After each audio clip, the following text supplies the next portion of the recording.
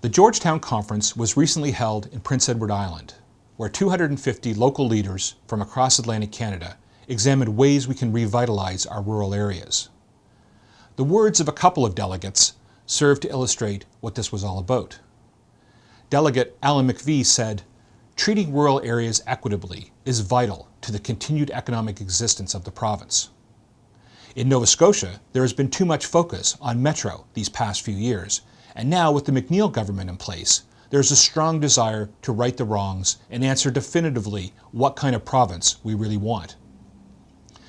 The CAO of Montague, PEI, Andrew Daggett, talks about overgovernment. He says, "By that I mean we have way too many communities with way too many politicians in way too many silos, with way too few resources, with almost no ability to do anything."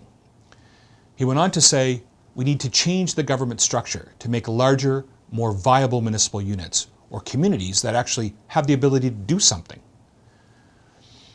A recent article in the Herald quoted the startling statistic from the Nova Scotia Commission on Building Our New Economy, that 29% of the working-age Nova Scotians are considering moving away from their community over the next 3 years. Of those, 70% are considering leaving the province.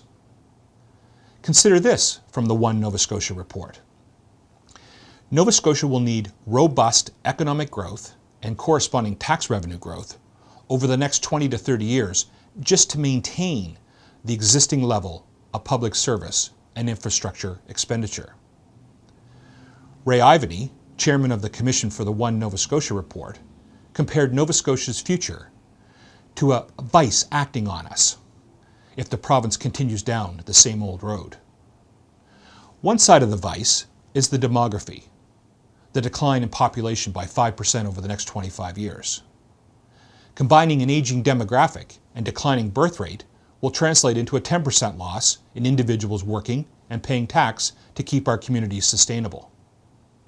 The other side of the vice is the stagnant level of economic activity in the province. Ivany said, if nothing changes, you have the dreaded dual effects of both these factors coalescing.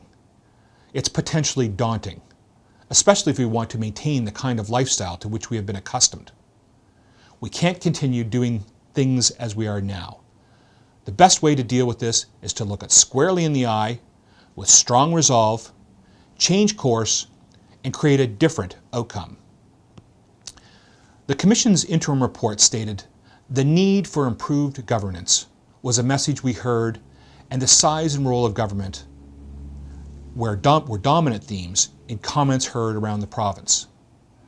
The interim report mentions that many of the barriers to prosperity were connected to governance issues.